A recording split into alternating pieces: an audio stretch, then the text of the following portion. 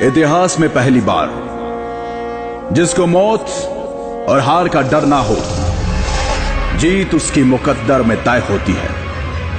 यह कहानी है एक ऐसे वीर पराक्रमी योद्धा की जिसने ना सिर्फ पूर्वोत्तर की रक्षा की बल्कि मुगलों के गुरूर को भी कुचल डाला। The legend of Lachit Borphukan. Bharat का वो हिस्सा जहां सूरज सबसे पहले दस्तक देता है।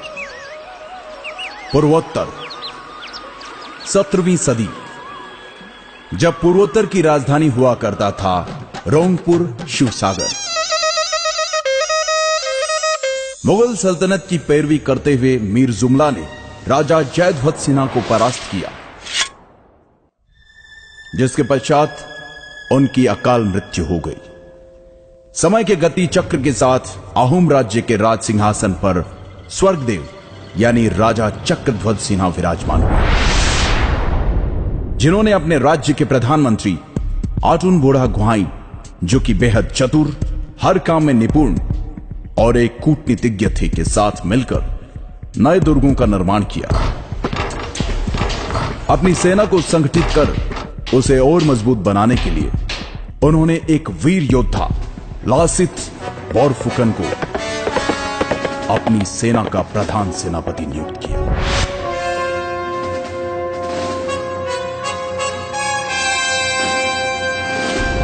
जो कि ऊपरी असम के पहले बोरबरुआ मोमाई तामुली बोरबरुआ के बेटे थे। लासित हर तरह के युद्ध कौशल में सामर्थ्य रखते थे। सेनापति नियुक्त करते वक्त राजा चक्रध्वज सिन्हा ने लासित को एक सोने से निर्मित हैंगडांग यानी तलवार उपहार स्वरूप दी। चक्रध्वज सिन्हा ने धीरे धीरे आसपास के सभी राज्यों से मित्रता के संबंध बनाने शुरू कर दिए और मुगलों के साथ की गई संधियों को तोड़ना शुरू कर दिया। यह सुनकर मुगलों के फौजदार फिरोज खान ने इस विषय को गंभीरता से लेते हुए राजा चक्रध्वज सिन्हा पर दबाव बनाना शुरू किया और चेतावनी दी कि अगर तुमने हमारे साथ की गई संधियों को ठुकराने की कोशिश की तो इसका परिणाम बहुत ही भयानक होगा। उधर इन बातों की परवाह किए बगैर प्रधानमंत्री आटुन बोड़ा गुहाई और प्रधान सेनापति लासित बोरफुकन ने मिलकर पहले छोटी छोटी जगहों पर और फिर अगस्त 1667 को गुवाहाटी पर भी फतह हासिल कर ली, जिसके तहत मुगलों को पीछे हटने पर मजबूर होना पड़ा।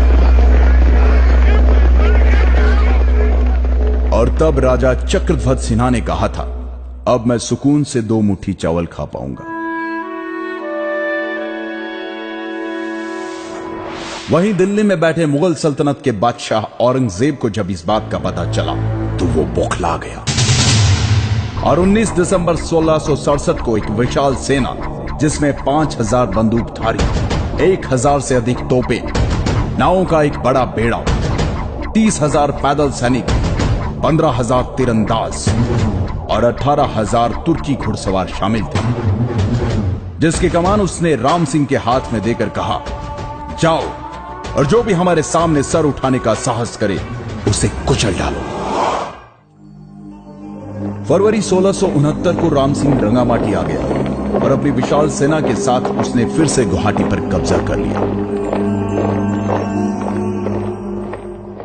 तब लाचित ने कहा था कि यह बड़े ही दुख की बात है कि मेरे प्रधान सेनापति रहते हुए मेरा देश भयंकर समस्या से जूझ रहा है। मैं अपने राजा और प्रजा को कैसे इस संकट से मुक्त करूं? कैसे मैं अपने पूर्वजों के मान और सम्मान की रक्षा करूं?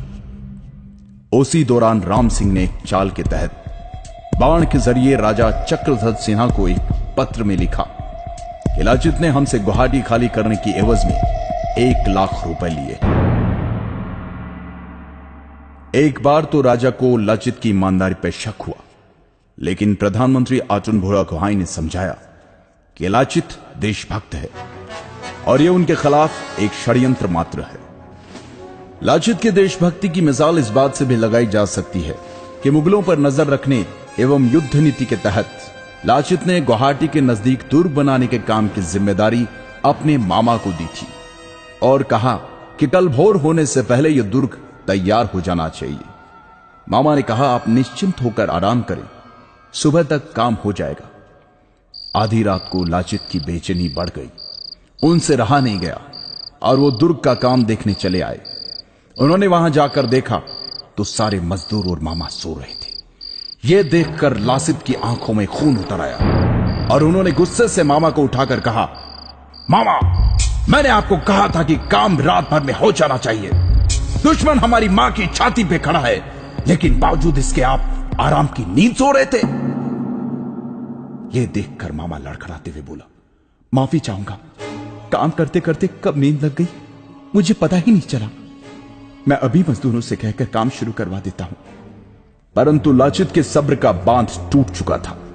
गद्दार, मुल्क से बढ़कर मेरा मामा नहीं हो सकता, कहते हुए मामा की गर्दन धड़ से अलग कर दी और रातों रात उस दुर्ग का निर्माण करवाया, जिसके कारण मजबूर होकर मुगल सेना को जल युद्ध के लिए तैयार होना पड़ा, जिसमें कि मुगल सैनिक बहुत कमजोर थे।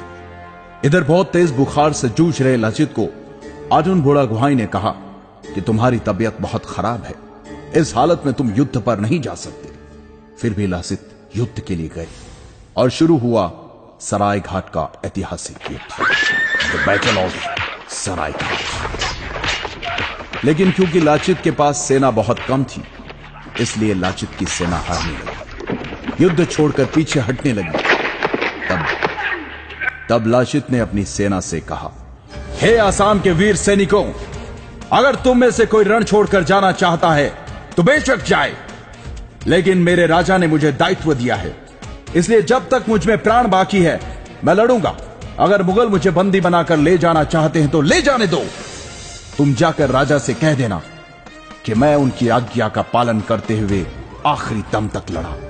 यह सुनकर लाचित की अगुवाई वाली सेना में तीव्र ऊर्जा का संचार हुआ और परिणाम मुगलों को मुंह की खानी पड़ी। मुगल सेना पूरी तरह से हार गई। यह देखकर मुगलों के नेतृत्व करने वाले राम सिंह ने नतमस्तक होते हुए कहा, मैंने अपने जीवन काल में अनेकों युद्ध देखे और लड़े। मेरा सा पराक्रमी वीर योद्धा जो जान से ज्यादा अपनी मातृभूमि से प्यार करे, जो युद्ध के हर क्षेत्र में पारंगत हो, आज पहली बार देख रहा हूं। राजा की जय, सलाहकारों की जय, सेनापति की जय, देश की जय। हे लाचित, तुम्हें कोटि कोटि नमन। पूर्वोत्तर के इस वीर योद्धा को भारतीय इतिहास कभी नहीं भुला सकता।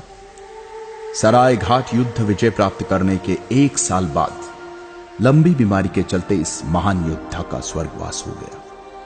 1672 में स्वर्गदेव राजा उदय आदित्य सिंघा ने जोरहाट से 16 किलोमीटर दूर हुलुंगपाड़ा में लाचित मैदान का निर्माण करवाया। लाचित बोरफुकन की वीरता और सराय घाट की लड़ाई में असमिया सेना की जीत के उपलक्ष्य में हर साल 24 नवंबर को असम राज्य में लाचित दिवस मनाया जाता है। राष्ट्रीय रक्षा अकादमी के सबसे अच्छे कैडेट को लाचित बोरफुकन स्वर्ण पदक से सम्मानित किया जाता है। वतन के लिए अपने प्राणों की परवाह न करने और असम के इतिहास के निर्माण की नींव कहलाए जाने वाले ऐसे महान योद्धा को शत शत प्रणाम।